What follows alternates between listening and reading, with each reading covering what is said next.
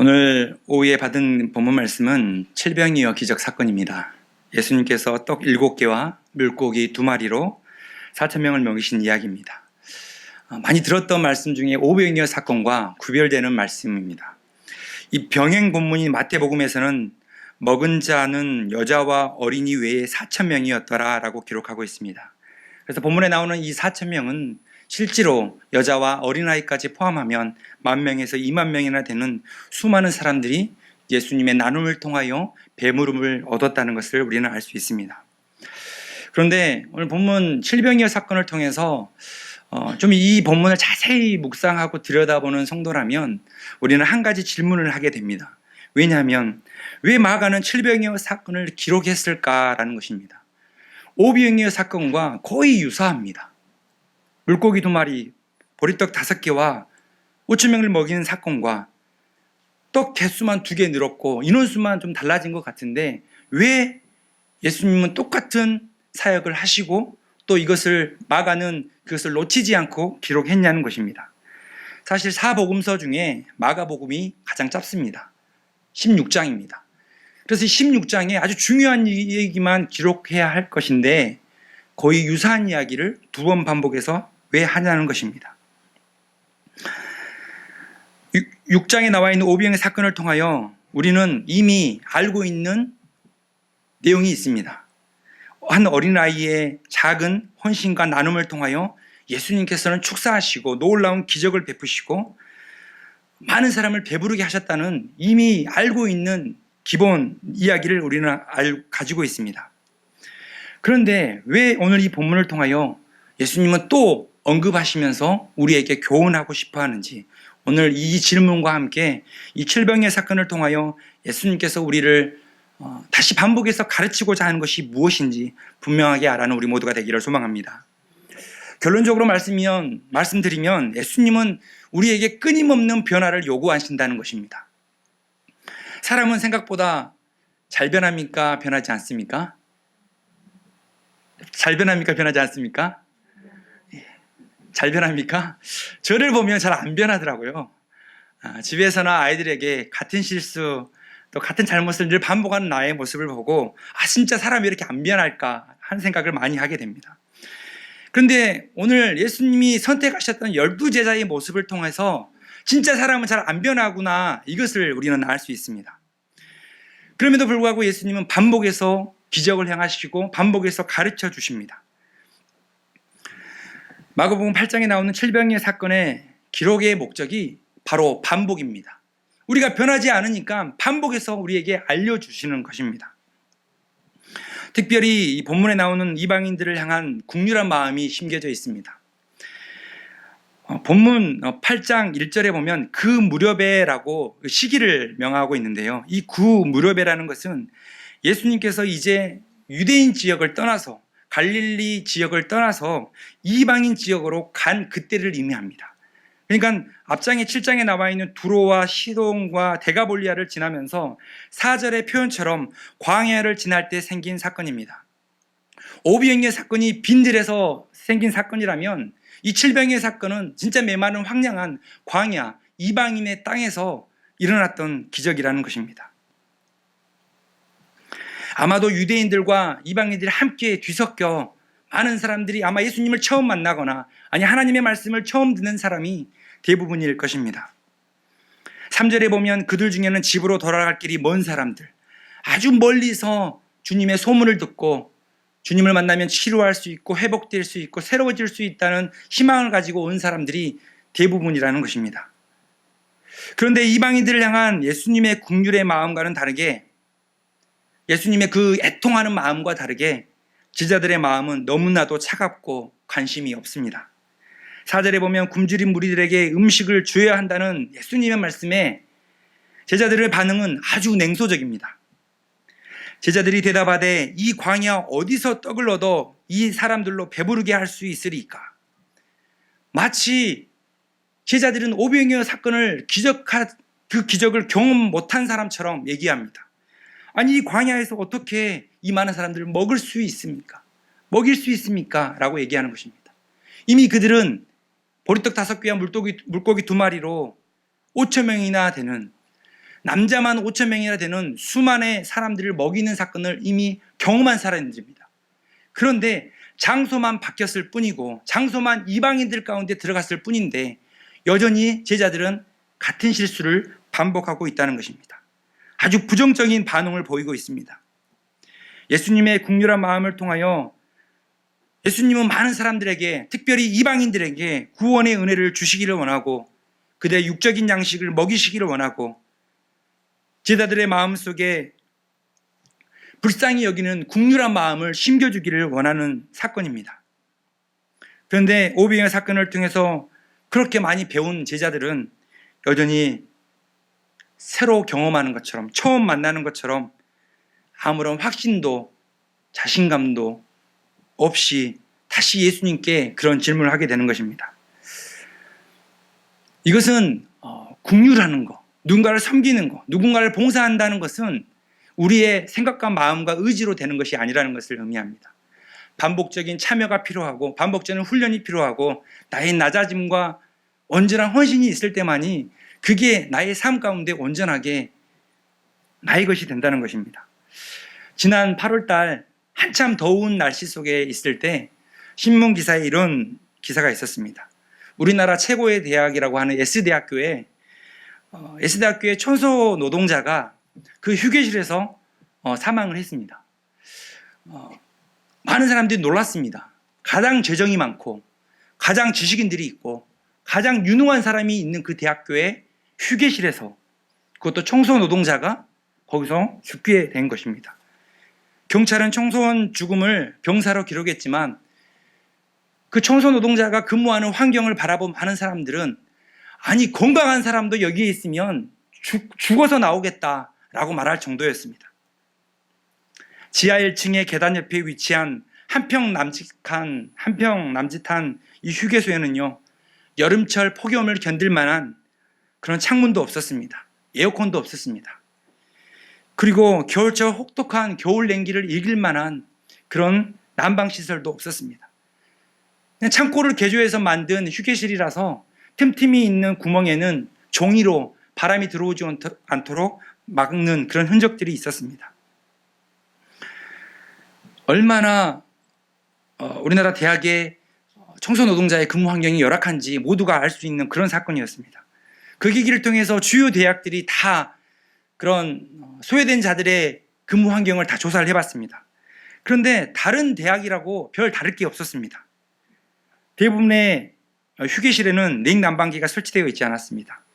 그리고 청소 노동자들이 있는 곳은 쾌쾌한 지하수, 쾌쾌한 하수구 냄새가 났습니다. 그리고 어느 위치는 위치가 좋지 않아서 자동차 매연이 항상 들어오는 그런 곳에 있는 곳도 있었습니다. 또 심지어 화장실 안에 휴게소가 있는 곳도 있었습니다. 그리고 대소변에 물을 내리면 휴게소에서 그 소리가 들리는 것입니다. 얼마나 소외된 자들이 우리가 모르는 곳에서 힘들게 일하는지 오늘 기사를 통해서 알 수 있었습니다. 이것을 통해서 우리가 알 수 있는 것은 우리가 세상을 변화시키는 것, 우리가 하나님의 나라를 만드는 것은 세상의 높은 지식과 많은 돈과 세상의 높은 권위가 세상을 변화시킨다는 것이 아닌다는 것입니다.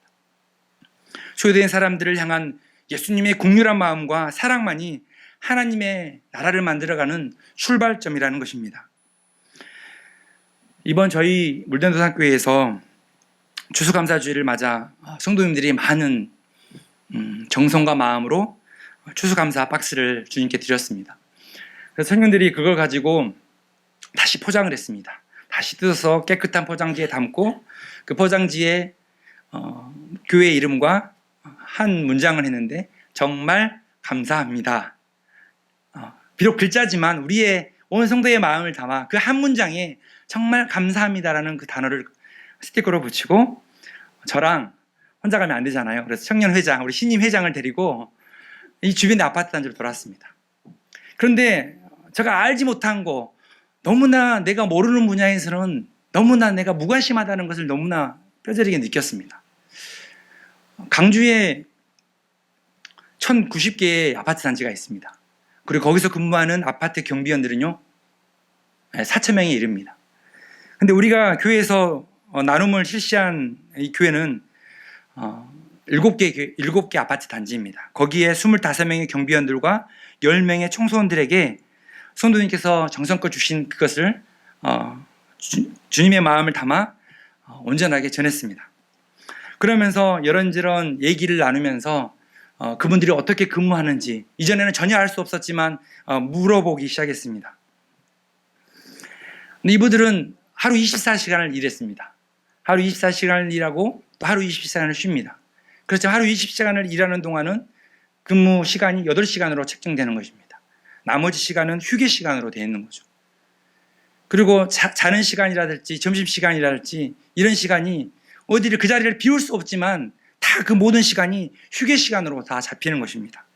그리고 8시간의 하루 근무 시간을 가지고 최저 생계비를 받는 분이었습니다. 대부분 세상에서 정말 직장 생활을 하다가 사업을 하다가 정년을 맞이하고 60세에서 65세에 5년 동안 그 경비 업무를 하는 것입니다.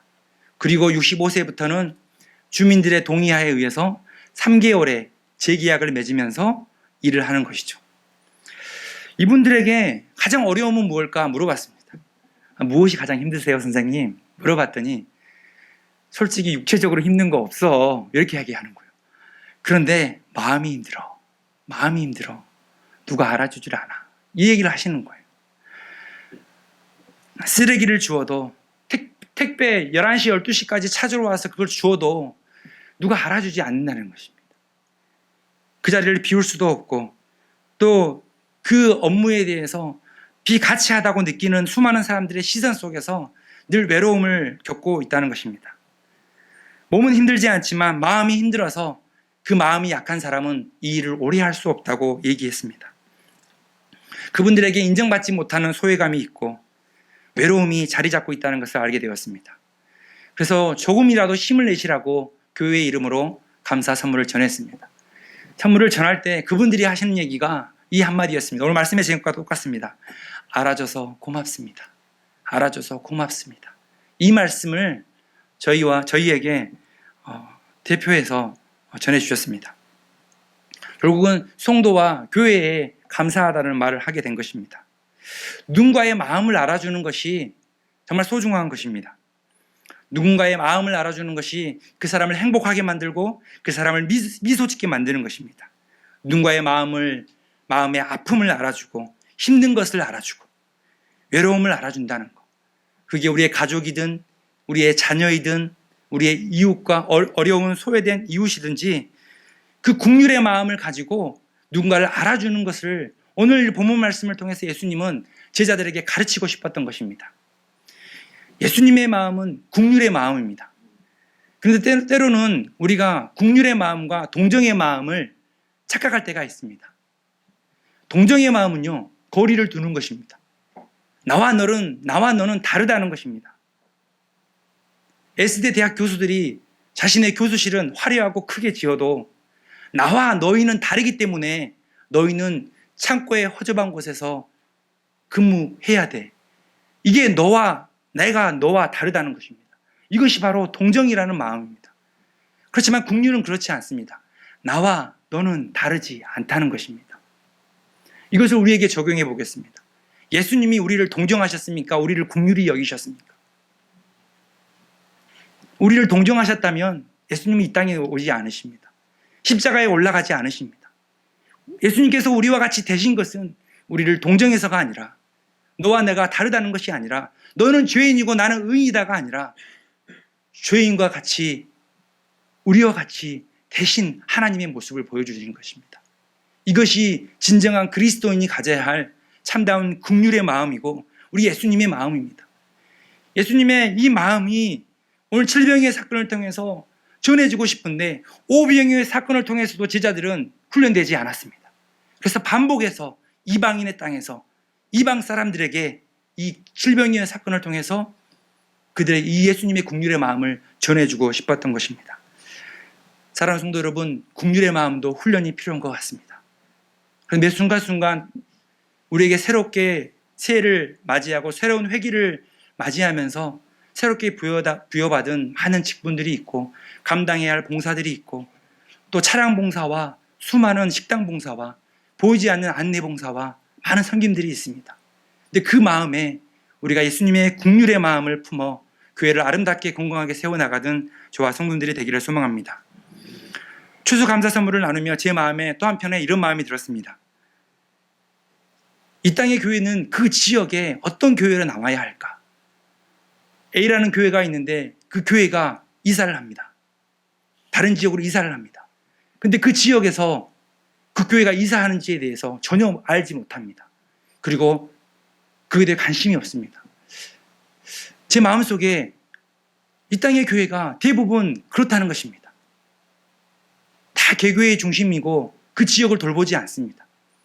오늘 이번에 우리 이웃들에게 전한 그 사랑의 나눔이 한 걸음 발걸음을, 이웃을 향한 사랑의 발걸음을 내딛는 귀한 나눔이었다는 생각이 들었습니다. 그래서 우리 물된 손교회가 있음으로 말미암아 이 지역이, 염주사거리 또 화정동이, 더 나아가 이 광주 땅이 밝아지고 소외된 사람이 줄어들면 좋겠다라는 마음이 들었습니다. 교회가 전도 목적을 떠나서 소외된 이웃에게 조건 없는 사랑을 베푼다는 것은 예수님의 마음을 전하는 것입니다. 1월 달에 있을 선교지에 가서 예수님의 마음을 전하는 것, 또 우리 교회 학교의 아이들에게, 영혼들에게 그들을 섬기고 사랑으로 섬기는 것, 계속해서 믿지 않는 사람들에게 조건 없이 끊임없이 사랑을 베푸는 것, 구원받지 않는 사람들에게 손 내밀며 언젠가는 그들이 주님의 마음을 알아가기를 바라는 마음으로 계속 나누고 베풀 때에 우리 교회는 하나님이 원하시는 교회로 아름답게 성장할 줄 믿습니다. 제자는 나눠주는 사람입니다. 우리는 제자들처럼 예수님의 국률의 마음을 나누는 사람입니다. 근데 무엇으로 나눕니까? 무엇이 있어서 나눕니까? 아마 매주 교회 재정을 아시는 분들은 매주 어렵다라는 생각이 들 것입니다. 그런데 예수님의 질병의 사건의 나눔을 통해서 볼 수 있는 것은 예수님께서 우리에게 이걸 물어보십니다. 너희에게 떡이 몇 개가 있느냐? 지금 굶주린 사람은 10,000명이고 20,000명인데 너희들이 가지고 있는 떡이 몇 개냐? 이걸 물어보시는 거예요. 지금 당면한 문제는 너무나 산적하고 큰데 우리에게 요구하시는 것은 떡 몇 개가 있느냐를 물어보시는 거예요. 이것은 예수님의 사랑과 긍휼의 마음과 나눔은 예수님이 주도하신다는 것을 의미합니다. 우리가 가지고 있는 떡 1개라 할지라도, 물고기 1마리라 한다 할지라도 그 나눔과 베품을 통해서 예수님이 교회를 통해서 질병의 사건을 베푸신다는 것입니다. 사랑하는 우리 교회가 2020년 새로운 회기를 시작하면서 우리 목사님께 주신 그 비전이 우리 모두의 비전이 되기를 소망합니다. 하나님의 그 꿈이 우리의 비전이 되기를 소망합니다.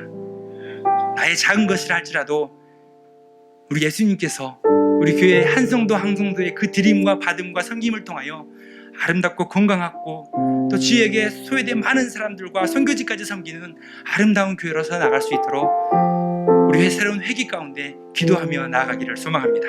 우리 다 함께 기도하며 나가겠습니다. 하나님, 우리 안에 긍휼의 마음을 주옵소서. 동정의 마음이 아니라 예수님의 끓는 그 마음, 너와 나는 너희들은 다르지 않다는 그 동질된 마음을 주옵소서. 우리가 섬기고 봉사하는 모든 내적인 동기가 예수님의 긍휼과 사랑하는 마음이 되어 주옵소서. 이 지역에 필요한 교회로 건강하게 성장하게 하시고 소외된 이웃을 사랑으로 돌보는 아름다운 교회가 되게 하여 주옵소서. 성도인들이 살아가는 모든 이방인의 땅에서 주님의 긍휼의 마음이 온전하게 널리 전해질 수 있도록 도와주옵소서. 우리 다 함께 기도하며 나아가겠습니다.